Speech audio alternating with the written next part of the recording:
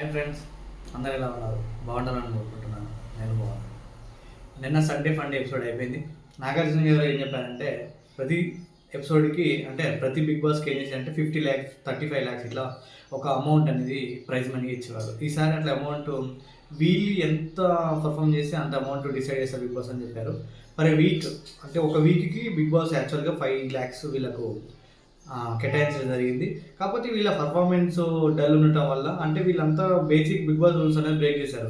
అంటే నిద్రపోవడం కానీ, మైక్ కొన్నిసార్లు ధరించకపోవడం కానీ, ఎక్కువ టైంలో వీళ్ళు ఇంగ్లీష్ మాట్లాడటం కానీ, ఇలాంటి థింగ్స్ చేయడం వల్ల 5 lakh మినిమం బేసిక్ ప్రైస్ ఉన్నది 3 lakhsకి వచ్చింది. అంటే వీళ్ళు గుడ్ పర్ఫామ్ చేసి ఆ 5 lakhs అంటే 10 lakhs కూడా కావచ్చు, లేదంటే ఇలానే బిలో పర్ఫామ్ చేస్తే ఆ 5 lakhs అనేది 1 lakh కూడా కావచ్చు. ఈ money week by week add చేసేసి ప్రైజ్ మనీగా ఇవ్వడం జరుగుతుంది. పర్సనల్ పేమెంట్స్ అనేది డిఫరెంట్, బట్ ప్రైజ్ మనీగా మాత్రం డిఫరెంట్ కరికులర్ యాక్టివిటీ చేశారు. నిన్న వచ్చేసరికల్లా నాగార్జున గారు ఏం చేశారంటే మనందరికీ తెలుసు సండే అంటే ఫండే అని ఫస్ట్ గేమ్స్ తోటి వీళ్ళందరినీ హుషారు చేసేసి తర్వాత ఒక్కొక్కరిని సేవ్ చేసుకుంటూ వచ్చేసి లాస్ట్ ఒకరిని ఎలిమినేట్ చేయడం జరిగింది. అయితే ఫస్ట్ గేమ్ వైజ్ గేమ్ పెట్టంటే అబ్బాయిలను ఒక టీము అమ్మాయిలను ఒక టీమ్గా చేసేసి cinema heroes like Chiranjeevi, Venkatesh, Mahesh Babu ఇట్లా హీరో పేరు చెప్తే ఒక అబ్బాయి తరపు నుంచి ఒకరు, అమ్మాయి టీం నుంచి ఒకరు రావాలి. ఫట్ నేమ్స్ ఇప్పుడు ఈయన అతిథి అంటే ఆయన, అలాగే అతిథి అంటే ఈయన మురారి అట్లా చెప్పుకుంటూ రావటం. ఎవరైతే చెప్పలేకపోతారో ఆ టీము లూజ్ అయినట్టు, ఇంకో టీం విన్ అయినట్టు. అప్పుడు సినిమా పేరు చెప్పే విషయంలో అబ్బాయిలు విన్ అయ్యారు. దాని తర్వాత సెకండ్ గేమ్ ఏం పెట్టారంటే హెడ్ అంటే హెడ్ పట్టుకోవడం, నీస్ అంటే నీస్ పట్టుకోవడం, టో అంటే టో పట్టుకోవడం, తర్వాత మధ్యలో ఒక కోన్ పెట్టేసి కోన్ అన్నప్పుడు కోన్ పట్టేసి లాగేసుకోవడం. అప్పుడు అబ్బాయిల తరపు నుంచి ఒకరు, అమ్మాయిల తరపు నుంచి ఒకరు వచ్చేసి గేమ్ ఆడటం జరిగింది. అమ్మాయిలు కోన్ గేమ్లో గెలిచారు. వీళ్ళొక గేమ్ గెలిచారు కాబట్టి ఈక్వల్ అయింది. కాబట్టి వీళ్ళకు బిగ్ బాస్ ఒక గిఫ్ట్ హ్యాంపర్ ఇవ్వడం జరిగింది. వీళ్ళు 1-1 గెలిచి డ్రా అయింది కాబట్టి ఇద్దరు షేర్ చేసుకోవాలని చెప్పారు. దాంతోపాటు యాజ్ యూజువల్గా మళ్ళీ ఇంకొకటి ఏం చెప్పారంటే వీళ్ళందరిలో ఉన్నటువంటి అభిప్రాయాలు తెలుసుకోవాలని చెప్పేసి బిగ్ బాస్ మళ్ళీ ఒక ఎనిమల్ బోర్డ్స్ అనేది తీసుకొచ్చి అందులో లైక్ చీమ యాంట్ ఉంటే ఒక రకమైన మీనింగు, తేలు ఉంటే నమ్మదగని ఒక రకమైన మీనింగు, గాడిద అంటే డాంకీ ఉంటే కింద తెలివి తక్కువ మీనింగ్, అట్లా ఒక 7-8 రకాలటువంటి యానిమల్స్ ఫొటోస్ విత్ కింద తెలుగు ట్యాగ్ దాని మీనింగ్ ట్యాగ్ తీసుకొచ్చి అక్కడ పెట్టడం జరిగింది. అప్పుడు సేమ్ యాజువల్గా ఎవరికి బిలో మైండ్ సెట్ ఉందో ఇప్పుడు ఆల్మోస్ట్ వేబక ఉంది. వేబక కంప్లీట్ ఎలా ఉందంటే సోనియా అంటే అసలు విపరీతమైన కోపంతో ఉంది. సోనియా డైరెక్ట్ పోయి ఏం చేయలేక, ఫైట్ చేయలేక కంప్లీట్గా ఆ వర్షన్ అంతా నిఖిల్ మీద తీసుకొచ్చింది. ఎంతసేపు ఉన్నా నిఖిల్ ఏ నువ్వు ఎనిమల్ బాడీ అని చెప్పు, నామినేషన్ చేయమని చెప్పు. ఆల్మోస్ట్ ఈరోజు ఉన్నా కూడా ఎలిమినేట్ అయిపోయింది, ఈరోజు ఉన్నా కూడా నామినేషన్ ఆయనే చేసేటది. అట్లా కంప్లీట్ ఆయన మీదే ఉంది. టీంలో కూడా కొంతమంది విభక్కని కొన్ని పాయింట్స్ చెప్పినప్పుడు ఆ పాయింట్ మళ్ళీ నిఖిల్ దగ్గరికి వెళ్తుంది. కానీ ఒక రకంగా చెప్పాలంటే నిఖిల్ చాలా దారుణమైన సిచ్యువేషన్ ఫేస్ చేశాను నేను. ఒక రకంగా నాకే అనిపించింది, జాలి అనిపించింది. అబ్బా బేబక్క ఇంకెన్నిసార్లు సచిన ఉన్నాడు పాపం, ఇంకా ఎన్నిసార్లు అమ్ముతావు సచిన పాపం నిఖిల్ని.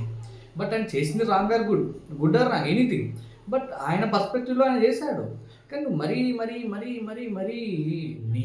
నువ్వు నీ పొజిషన్లో నువ్వు రైట్ ఉండాలా, నువ్వు కాపాడుకోవాలా.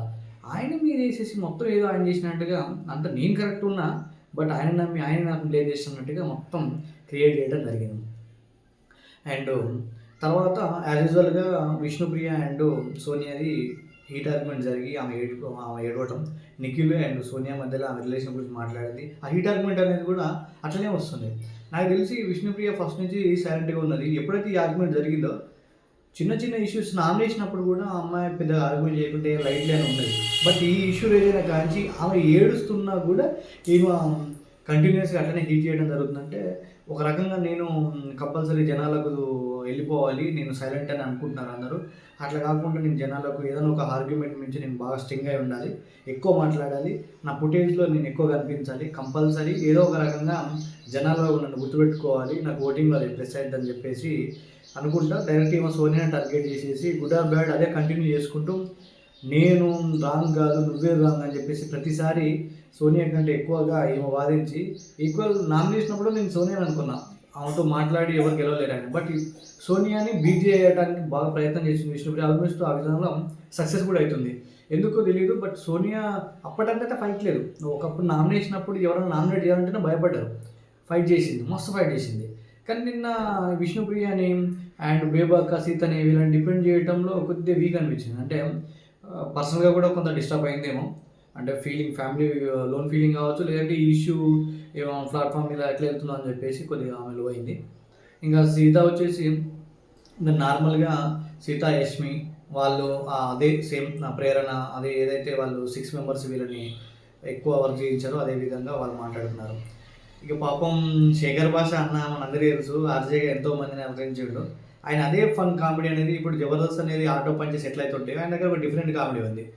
సపోజ్ చీమ అయితే దోమ అంటే 2 అమ్మలు అట్లా డిఫరెంట్ కామెడీ చేసి చిరాకు అనే బోర్డు పాపం ఆయనకి ఎక్కువ ఇచ్చేసారు అందరూ.